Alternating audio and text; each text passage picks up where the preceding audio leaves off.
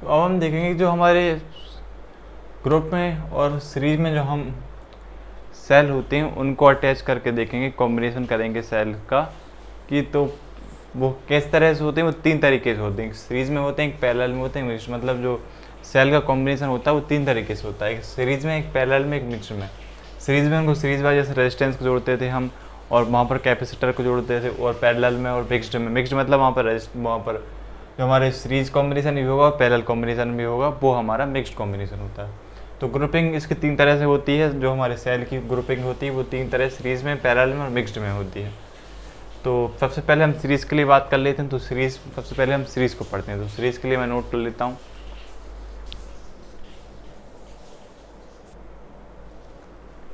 तो अब पढ़ते हैं सीरीज़ ग्रुपिंग ऑफ सेल। तो ये 3 हमें होती हैं, सीरीज़, पैरेलल और मिक्स्ड। सबसे पहले के लिए पढ़ लेते हैं सीरीज़ के लिए। तो सीरीज़ ग्रुपिंग ऑफ सेल क्या पे होती है? Let n number of cell, मतलब कि हमको सेल कितने ले रहे हैं? एन नंबर ऑफ ले रहे हैं। तो डायग्राम बनाते चलते हैं साथ में। तो यहाँ पर पहले पढ़ लेते हैं, let n number of cell each having EMF E and internal resistance R connected and series with an external resistance R। मतलब कि हमको बहुत सारे यहाँ पर सेल लेने, कितने? एन नंबर तक। तो यहाँ पर सेल ले लेंगे हम प्लस माइनस प्लस माइनस, और यहाँ पर क्या करना है हमको?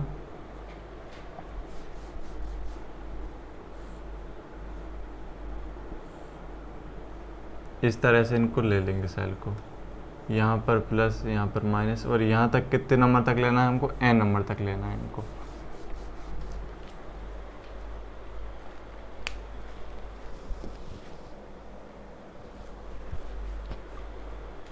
तो let n number of cell each having EMF E and internal resistance R connected in series with an external resistance. तो हमको क्या करना है? फ्रीज ग्रुपिंग ऑफ सेल को हम पढ़ रहे हैं सबसे पहले। तो सीरीज ग्रुपिंग में 3 होती है, मिक्स्ड होती है हमारी, और एक पैरेलल होती है। सबसे पहले कौन सी? सीरीज होती है। तो सीरीज में क्या करना है हमको? एन नंबर ऑफ सेल लेने हैं। तो एन नंबर ऑफ सेल के लिए हम क्या करेंगे? देखिए, तो एन नंबर ऑफ सेल पहले यहाँ पर सेल बना लेते हैं। तो एन नंबर के लिए यहाँ पर बहुत सारे सेल बनाने पड़ेंगे हमको। इस तरह से सेल बना लेते हैं। ये यहाँ पर हम सेल लेके चलेंगे, और यहाँ पर कितने लेने हैं हमको? एन नंबर तक। मतलब कि यहाँ से इस तरह से लास्ट वाला सेल बना देंगे। ये हमारा इसका पॉजिटिव टर्मिनल, ये एन माइनस, ये पॉजिटिव हो गया, ये माइनस हो गया, और ये इसका पॉजिटिव हो गया, ये इसका माइनस हो गया, ये इसका पॉजिटिव, ये इसका माइनस हो गया। इस तरह से हमने इनको ले लिया। तो हमने सेल नंबर ले लिया एन नंबर तक, और उसके बाद करना है हमको इनके क्या है? सबके EMF, मतलब जो उनकी पोटेंशियल है वो सबकी कितनी? E है। मतलब इसकी भी पोटेंशियल हमारी E है, इसकी भी E है, इसकी भी E है, और इस वाले की भी E है। मतलब सबकी जो पोटेंशियल है, जो उसको रिप्रेजेंट करते हैं, वो सबकी E है। और क्या है? इनके जो रेजिस्टेंस है, हमारे इंटरनल रेजिस्टेंस, वो भी सबके कितने हैं? इसका भी R है, इसका भी R है, इसका भी R है, इसका भी R, इन सीरीज। और ये आपस में कैसे? सीरीज, मतलब एक ही लाइन में है तो वो सीरीज में है। और इनका एक्सटर्नल रेजिस्टेंस हमको कितना? R लेना। तो एक्सटर्नल रेजिस्टेंस के लिए हम बना लेंगे इसको, एक्सटर्नल रेजिस्टेंस यहाँ पर हम लगा देंगे। ये एक्सटर्नल रेजिस्टेंस हो जाएगा हमारा, और इसको यहाँ से अटैच करना पड़ेगा। तो ये हमारा यहाँ से एक्सटर्नल रेजिस्टेंस अटैच होगा, और ये हमारा कौन सा? एक्सटर्नल रेजिस्टेंस R बन गया। ये हमारा एक्सटर्नल रेजिस्टेंस इसका R बन गया। अब सिंपल हमारा डायग्राम बन चुका है। अब यहाँ पर हमें नेट करंट फाइंड करना होगा। तो नेट करंट कैसे फाइंड करेंगे? आपको ओम्स लॉ पता है, V = IR। तो यदि मैं यहाँ से I की वैल्यू फाइंड करूँ तो V/R आ जाएगी। और यहाँ से यदि इसको लिखें I में V/R, यहाँ पर V क्या होता है? पोटेंशियल होता है हमारा। और यहाँ पर पोटेंशियल कितना है? हमारा E है, और सबका E है। मतलब कि जो E से N तक है वो सबकी हमारी पोटेंशियल EMF सबकी क्या है? E है। तो इन सबको हमको ऐड करना होगा। तो ऐड कैसे करेंगे वो हम बाद में देखेंगे, मतलब इसमें सॉल्यूशन। तो सिंपली मैं उसको अभी किससे लिख दे रहा हूँ? E' से लिख दे रहा हूँ। E' से क्यों? उनको हमको ऐड करके लिखना पड़ेगा, क्योंकि यहाँ पर 1 हमारे सेल से लेकर N सेल तक हैं सारे E, तो सबको ऐड करके लिखना होगा। तो सिंपल मैं उनको अभी E' से लिख देता हूँ। और वहीं पर जो हमारे रेजिस्टेंस है, तो रेजिस्टेंस यहाँ पर क्या है? सबके अपने इंटरनल रेजिस्टेंस हैं, और एक रेजिस्टेंस है जो हमने एक्सटर्नल रेजिस्टेंस लिया। तो इंटरनल रेजिस्टेंस और एक्सटर्नल रेजिस्टेंस क्या हम ऐड करके लिखते हैं, और यहाँ पर इंटरनल रेजिस्टेंस भी एक सेल से लेकर n सेल तक हैं, तो सबके इंटरनल रेजिस्टेंस को भी हमको ऐड करना होगा। तो यहाँ पर ये सिंपल जो हमने जैसे ई डैश लिखा है वैसे यहाँ पर आर डैश लिख देंगे, क्योंकि हमको आर डैश भी यहाँ से कैलकुलेट करना होगा, और रेजिस्टेंस कैपिटल रेजिस्टेंस तो हमारा एक है ही, उसको हम इस तरह से लिख देंगे। तो सिंपल हमको यहाँ पर क्या करना है, एक ई डैश कैलकुलेट करके लाना है, एक एड आर डैश कैलकुलेट करके लाना है इंटरनल रेजिस्टेंस वाला। तो यहाँ से नीट पहले क्या करेंगे, हम नेट ई एम एफ ही कैलकुलेट कर लेते हैं, मतलब ई डैश ही कैलकुलेट कर लेते हैं। तो net E M F of the circuit, तो नेट ई एम एफ ही हम यहाँ पर सर्किट का कैलकुलेट कर लेते हैं। तो उसके लिए हम क्या करेंगे, जो ई है हमारे ई नेट के लिए, वो हम ई डैश कैलकुलेट कर लेंगे यहाँ से। तो ई डैश के लिए क्या करेंगे, हम इस सारे ई को एक साथ प्लस कर देंगे।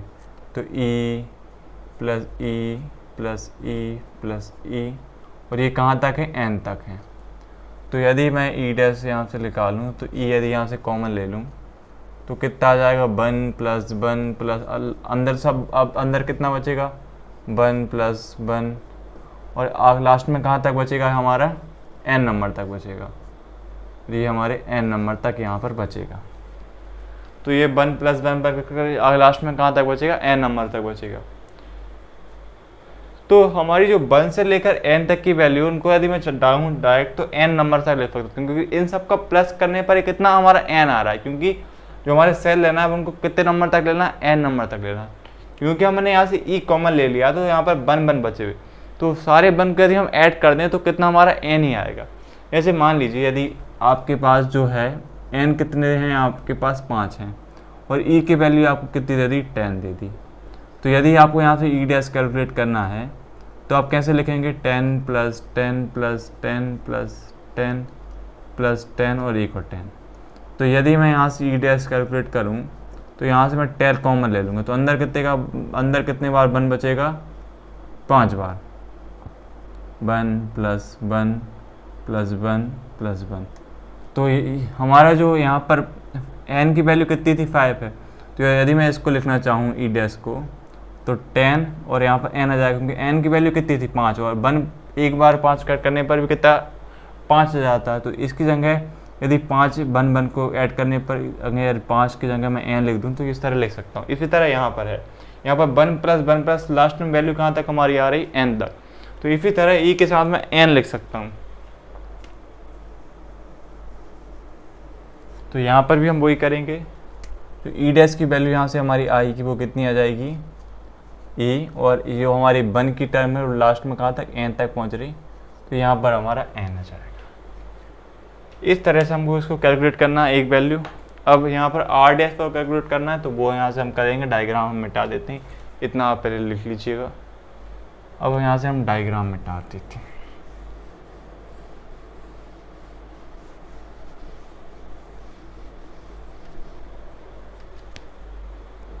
तो यहाँ से आप क्या आर डैश कैलकुलेट करेंगे, हमने ई एम एफ तो कर लिया, अब करेंगे नेट इंटरनल रेजिस्टेंस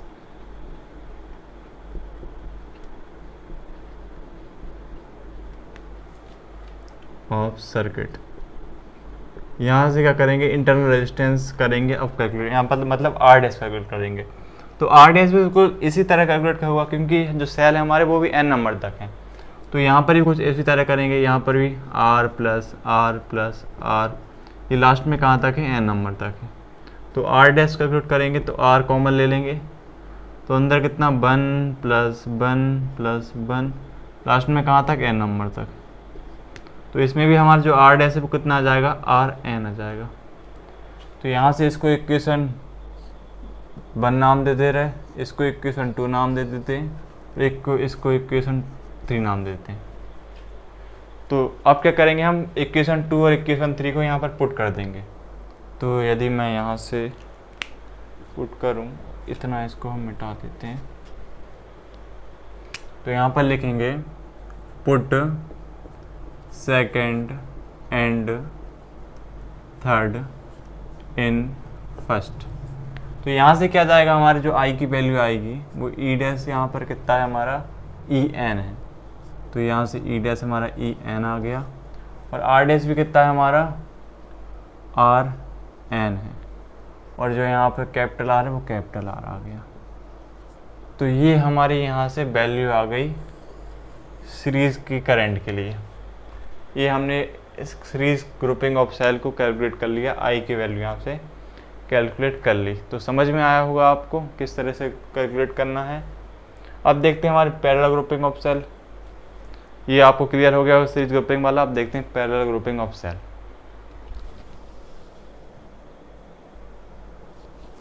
अब बात करते हैं हमारी पैरेलल ग्रुपिंग ऑफ सेल। अभी हमने सीरीज को पढ़ा, अब देखते हैं पैरेलल ग्रुपिंग ऑफ सेल। तो let m number of cell, यहाँ पर पिछली वाले सीरीज में हमने एन ले लिए थे, इसलिए यहाँ पर हमने क्या ले लिया एम ले लिए। तो इससे कन्फ्यूज मत होना कि यहाँ पर एम क्यों ले लिया, क्योंकि पिछले सीरीज में हमने एन को ले लिया था। तो let m number of cell each E M F E, मतलब सबका ई एम एफ ई है, and internal resistance r and r connected in parallel with an external resistance capital R. तो बाकी सब सेम है, बाकी यहाँ पर क्या है एम नंबर ऑफ सेल लिए, क्योंकि पिछली में हमने एन ले लिया था। तो पैरेलल में पता है आपको किस तरह अटैच करते हैं, इस तरह से एक प्लस का होता है, एक माइनस का होता है, इस तरह से इनको एक प्लस एक माइनस, एक प्लस का होता है, और एक यहाँ पर कितने का होता है माइनस का होता है, और ये लास्ट में कहाँ तक जाते हैं हमारे, लास्ट में जाता है हमारा एन तक। तो ये हमारा प्लस हो गया और ये हमारा माइनस वाला हो गया, ये भी माइनस वाला, ये भी माइनस वाला, ये भी माइनस, ये भी माइनस। और यहाँ से क्या करेंगे हम, एक इनको पहले आपस में ज्वाइन कर लेते हैं, इनको आपस में ज्वाइन कर लेते हैं, और एक क्या है हम यहाँ पर इंटरनल रेजिस्टेंस भी यहाँ पर कनेक्ट करेंगे। तो इंटरनल रेजिस्टेंस वो यहाँ पर कनेक्ट होगा, वो इस तरह से होगा। ये इंटरनल रेजिस्टेंस हमने इसमें एक कनेक्ट कर दिया, इसको आपस में हम ज्वाइन कर देंगे। ये यहाँ से हमारा इंटरनल रेजिस्टेंस यहाँ से हमने इसमें कनेक्ट कर दिया। तो ये हमारा इंटरनल रेजिस्टेंस आर हो गया, और इन सब का ईएमएफ कितना है हमारा ई है, इसका ईएमएफ भी कितना ई है, और इसका ई है, और इसका भी कितना है ई है। और रेजिस्टेंस इंटरनल रेजिस्टेंस सबका कितना है स्मॉल आर, इसका भी स्मॉल आर, इसका भी स्मॉल आर, और जो एन नंबर तक है वहाँ भी स्मॉल आर है हमारा। मतलब इस तरह से इनको पैरेलल में अटैच कर लेने हैं हमको, और इनका कैपिटल रेजिस्टेंस है वो कितना आर है, और सबका इंटरनल रेजिस्टेंस स्मॉल आर है, और इनको आपस में हमको पैरेलली अटैच कर लेना है। आप क्या करेंगे, जो सिंपली हमने सीरीज़ में किया था, जो हमारा फॉर्मूला होता है I इज इक्वल टू में क्या होता है V अपॉन आर, जो इंटरनल हमने निकाला था ओम्स लॉ से, वहाँ पर भी हमारा क्या था V था वोल्टेज, और यहाँ पर वोल्टेज क्या है हमारा E है। तो पिछले हमने किया था उसमें क्या सब ई आपस में प्लस कर दिए थे, लेकिन यहाँ पर एक समझने वाली बात है। यदि आप कैपेसिटर को ही देखें तो कैपेसिटर को यदि हमने पैरेलल में आपस में कैपेसिटर को यदि कनेक्ट किए थे, इस तरह से हमने कैपेसिटर को कनेक्ट किए थे आपस में, तो वहाँ पर हुआ क्या था, उनमें क्या चेंज हो रहा था, करंट चेंज हो रहा था, ना कि उनका वोल्टेज चेंज हो रहा, मतलब ना कि उनका ईएमएफ चेंज हो रहा था, मतलब ना कि उनका ईएमएफ चेंज हो रहा था, उनका क्या चेंज हो रहा था, करंट चेंज हो रहा था।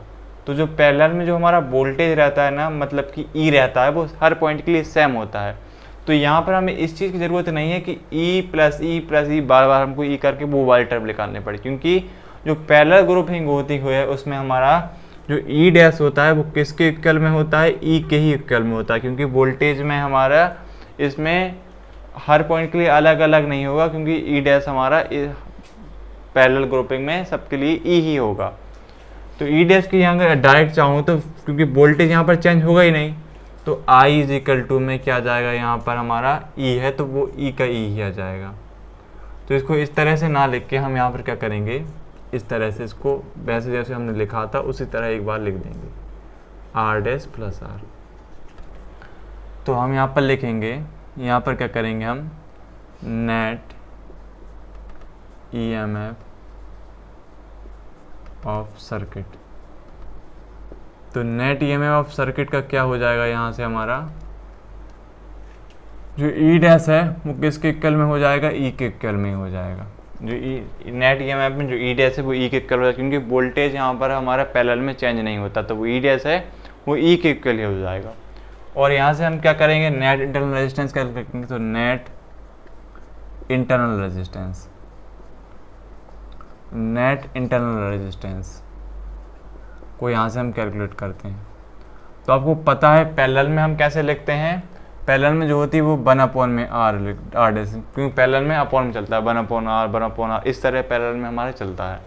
तो 1/r डैश, और यहाँ से कितना चलेगा हमारा 1/r plus 1/r plus 1/r, और ये कहाँ तक चलेगा हमारा m तक चलेगा, तो ये हमारा m तक चलेगा। तो यहाँ से यदि मैं 1r डैश में 1/r कॉमन ले लेता हूँ तो अंदर कितना बचेगा 1 प्लस 1 प्लस 1, और ये कहाँ तक चलेगा m तक चलेगा। तो सिंपल जो हमने सीरीज़ के लिए किया था, यहाँ पर 1 प्लस 1 प्लस लास्ट तक वैल्यू कहाँ तक m तक आ रही है, तो इन सब की जगह मैं m यहाँ पर डायरेक्ट ले सकता हूँ। तो 1/r dash is equal to में क्या आ गया हमारा r और m आ गया। ये हमारा 1/r डैश में इसकी r वो जो क्या है हमारा m, सॉरी यहाँ पर क्या जाएगा हमारा m/r में r आ जाएगा, m/r में r आ जाएगा। ये हमारी वैल्यू आ गई। तो यहाँ से यदि मैं चाहूँ r डैश की वैल्यू को कैलकुलेट कर लूँ, तो r डैश की वैल्यू कैलकुलेट कैसे करेंगे हम, जो 1/r डैश है, यदि r डैश को मैं पलटूंगा जो ऊपर पहुँच जाएगा तो ये भी पलट जाएगा, तो इस तरह से हो जाएगा। मतलब यदि मैं सिंपल r डैश को लिखूँ तो यदि मैं इसको पलटूंगा तो ये ऊपर पहुँच जाएगा, तो ये वाली टर्म में पलटेगी, तो ये हो जाएगी r/m, ये अब होगी ऐसी। तो ये हमने यहाँ से r डैश कैलकुलेट कर लिया, और ई डैश भी हमने यहाँ से कैलकुलेट कर लिया था, जो ई डैश है वो ई के ही इक्वल है। अब सिंपल इन दोनों टर्म को, इसको हम इक्वेशन 2 नाम दे देते हैं और इसको इक्वेशन 3 नाम दे देते हैं, और ये हमारी इक्वेशन 1 हो गई। इनको अब हम आपस में पुट कर देंगे और हमारा जो चाहिए हमको वो मिल जाएगा। तो यहाँ पर अब इसको कर देते हैं, तो यहाँ पर हम लिखेंगे अब क्या, put second and third in first. जो हमारे सेकेंड एंड थर्ड की वैल्यू आई हैं उनको हम यहाँ पर पुट कर देंगे। तो आई है और ई डैश किसके इक्वल है, ई की ही इक्वल है, तो ई ही आ जाएगा यहाँ पर। और यहाँ पर नीचे बहुत चेंज हुआ है, तो नीचे क्या हुआ है, आर डैश की जगह हम क्या लिखना है, RM लिख देना है, और यहाँ पर कैपिटल R आ जाएगा। तो यदि हम इसका एलसीएम लेंगे तो m इसके भी अपॉन पहुँच जाएगा, इसके अपॉन में कुछ नहीं है तो 1 आ जाएगा। तो यदि i को यहाँ से हम देखें तो e आ जाएगा, और यहाँ से क्या जाएगा r और प्लस में r और m, क्योंकि इसके अपॉन में कुछ नहीं था 1, तो m के यदि एलसीएम लेंगे तो ऊपर हमारा m पहुँच जाएगा और नीचे भी m आ गया। तो यदि यहाँ से देखें तो m पलट जाएगा, और पलट के कहाँ पर पहुँच जाएगा, ऊपर पहुँच जाएगा। तो जो i की वैल्यू यहाँ से हमारी आएगी वो कितनी आएगी, m e, और कितना आएगा यहाँ से r, कैपिटल R और m। ये हमारी यहाँ से पैरेलल वाली i की वैल्यू आ गई, सीरीज वाली i की वैल्यू भी आ गई, और ये पैरेलल के लिए आ गई। तो समझ में आया होगा आपको, ये वाला भी सेम पिछले जहाँ था, लेकिन यहाँ पर ई डैश को ई के इक्वल लेना, क्योंकि हमारे जो वोल्टेज होता है पैरेलल में वो चेंज नहीं होता, और जो इंटरनल रेजिस्टेंस होता है उसको कैसे 1/r में लेके चलते हैं। तो पैरेलल वाला हमारा यहीं पर खत्म होता है। अब देखते हैं मिक्स्ड वाला, तो अब देखते हैं लास्ट मिक्स्ड वाला।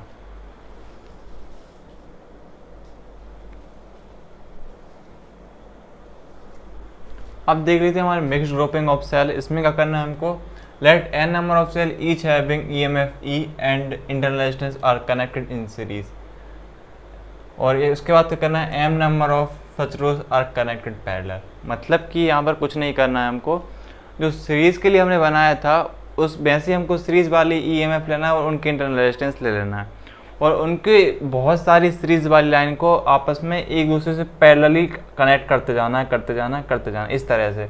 मतलब सीरीज वाली लाइन को, बहुत सारी सीरीज वाली लाइन को आपस में पैरेलली कनेक्ट कर देना है इस तरह से, और उसमें से एक बड़ा रेजिस्टेंस उससे कनेक्ट कर देना।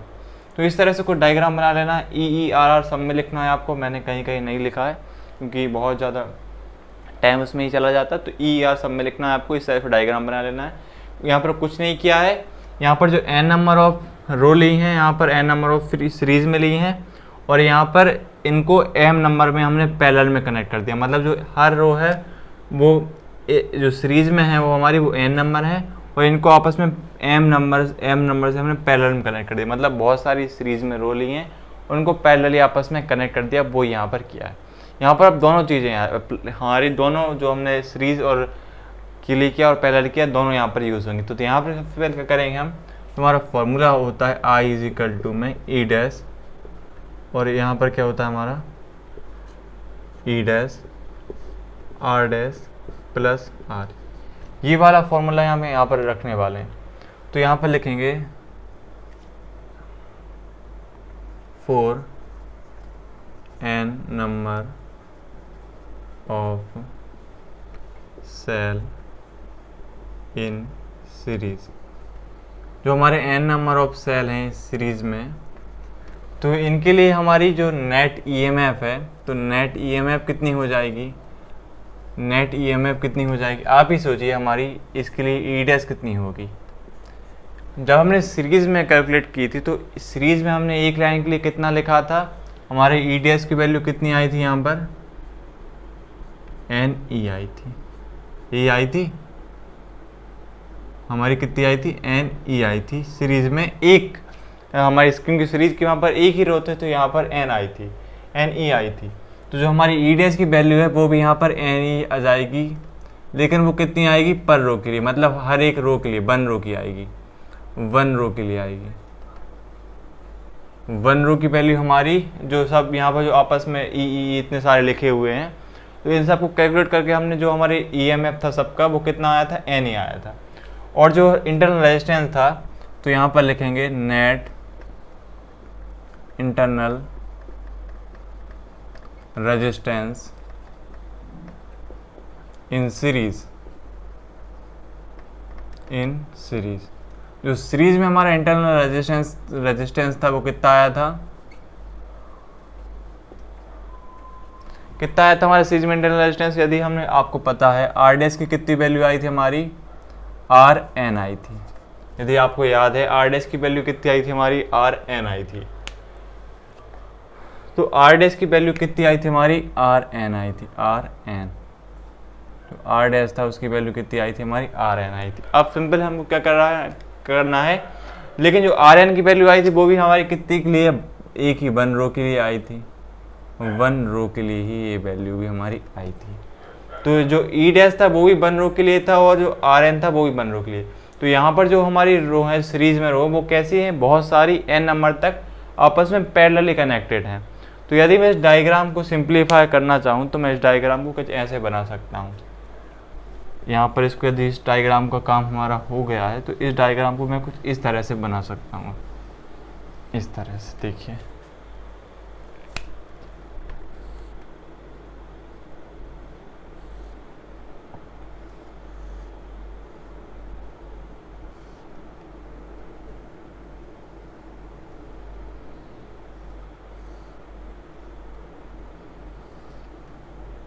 इस डायग्राम को अब क्या करना है हमको, जैसे हमने पैरेलल के लिए डायग्राम बनाया था ना, वैसा ही कुछ डायग्राम अब इसके लिए हम बना लेंगे। क्यों बनाएंगे वो आपको अभी समझ में आ जाएगा। अभी ये बहुत इजी होने वाला है, ये बहुत इजी बनने वाला है आप लोगों के लिए। देखिए अब इसमें आपको कुछ नहीं करना है, यहाँ पर एक रेजिस्टेंस कनेक्ट कर देना है आपस में, ये हमारा रेजिस्टेंस हो जाएगा और ये हमारा रेजिस्टेंस हो जाएगा यहाँ से। अब देखिए यहाँ पर हमारी जो पर रो के लिए हमारी जो ई डैश मतलब ईएमएफ आया वो कितना आया हमारा, ई एन आ गया। मतलब जो हमने सीरीज में इतने सारे ई को कनेक्ट किया था उसकी वैल्यू हमारी कितनी आ गई, यहाँ से हमारी ई एन आ गई।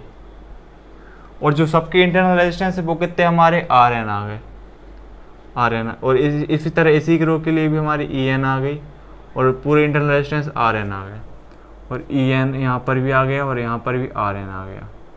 और जो लास्ट एन नंबर तक भी हमारी कितने ई एन आ गए और आर एन आ गए।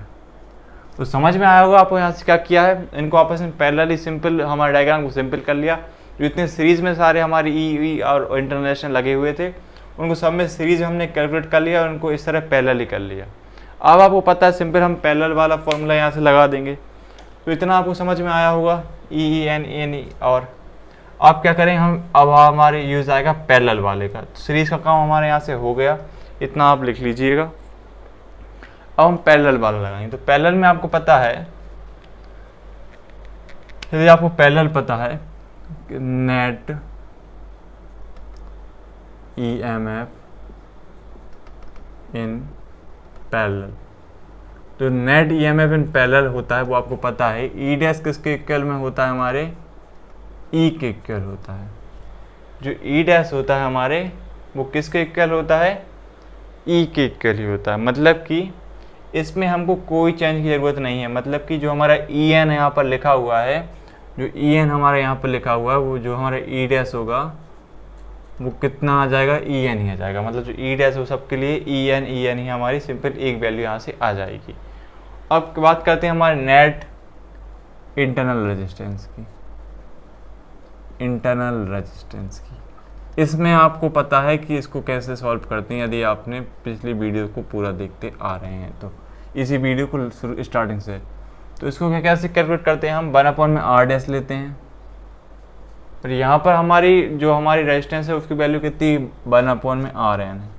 तो 1 में आर एन प्लस 1 में आर एन प्लस 1 में आर एन। इसको कितने तक ले लेना है हमको, इसकी वैल्यू कहाँ तक लेनी है, क्योंकि ये हमारी m नंबर ऑफ लाइन्स है। ये जो हमारी रो हैं वो कितनी हैं, m नंबर तक हैं।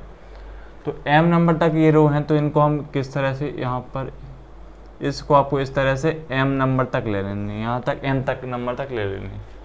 अब क्या करेंगे, हम 1 में आर डैश की वैल्यू फाइंड करेंगे। तो यहाँ से क्या जाएगा, 1 में आर एन, यदि मैं यहाँ से कॉमन ले लूँ, यहाँ से कितना 1 + 1 + 1 1 + 1, लास्ट में कितना बचेगा हमारा, m नंबर तक बचेगा। तो यहाँ से यदि मैं 1 आर डैश निकालूँ तो कितना आ जाएगा हमारा, m r n आ जाएगा। तो आर डैश को यदि मैं फिर वैसा करूँ, तो आर डैश मतलब ऊपर पहुँचा दूँ, तो आर डैश यहाँ पर ऐसा आ जाएगा और ये हमारा जो है जो पलट जाएगा, तो ये आर एन ऊपर पहुँच जाएगा और जो m है वो नीचे आ जाएगा। क्योंकि 1 आर डैश को पलटा तो ये वाली टर्म हमारी पलट गई। अब क्या होगा, हमारी जो इक्वेशन, इसको 2 नाम दे देते हैं, इसको इक्वेशन 3 नाम दे देते हैं। इस इक्वेशन 2 और 3 को हम इसमें, इस वाली जो हमारी इक्वेशन 1 है इसमें हम पुट कर देंगे। तो इनको आप पुट कर देते हैं, देखिए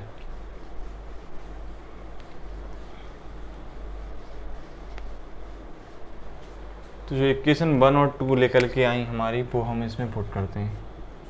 तो जो ई डैश के लिए था वो कितना, ई एन आया था हमारा, और नीचे कितना आया हमारा, आर डैश के लिए कितना आया हमारा, यहाँ से आर एन आया और एम आया, और एक आर तो हमारा पहले से ही था।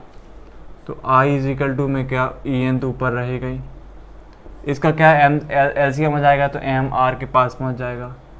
तो R n plus r m, और यहाँ पर कितना एम आ जाएगा, और जो एम इसके अपॉन में है वो कितना ऊपर पहुँच जाएगा। तो आई = में क्या आ जाएगा हमारा, आर नहीं, यहाँ पर कितना है, ई एन एम, और यहाँ पर क्या आ जाएगा, R n plus r m. ये हमारी मिक्स्ड में इसकी वैल्यू आ गई। तो सीरीज़ हो गया, पैरेलल हो गया और मिक्स्ड, इसमें आई की वैल्यू इतनी आ गई। तो समझ में आए होंगे आपको तीनों के तीनों, सीरीज़, पैरेलल और हमारा मिक्स्ड वाला। तीनों बहुत ईजी थे, यदि सीरीज़ और पैरेलल आ गया तो मिक्स्ड आपके लिए बहुत ईजी होगा। तो यही हमारा सीरीज़, पैरेलल और ग्रुपिंग वाला ख़त्म होता है, और इसी के साथ हमारा ये चैप्टर भी ख़त्म होता। तो हमने आज 3 चैप्टर को पूरा कंप्लीट कर लिया है। कल से हम पढ़ेंगे चैप्टर 4 को। 3 चैप्टर में आपके लिए हमने पूरा चैप्टर कंप्लीट कर लिया। यदि आप 3, 4, 5 जितने के भी नंबर का आता है, हमने तो यहाँ से पूरा चैप्टर पढ़ा है। तो कल से हम पढ़ेंगे 4 चैप्टर के लिए।